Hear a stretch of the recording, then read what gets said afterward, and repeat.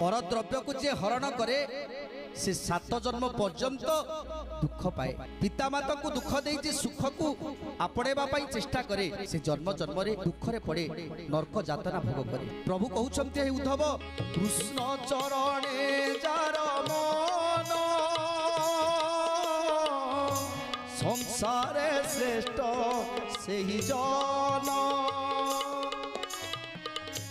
नाम जा मुखे सदा थाए भगत मते श्रेष्ठ हुए।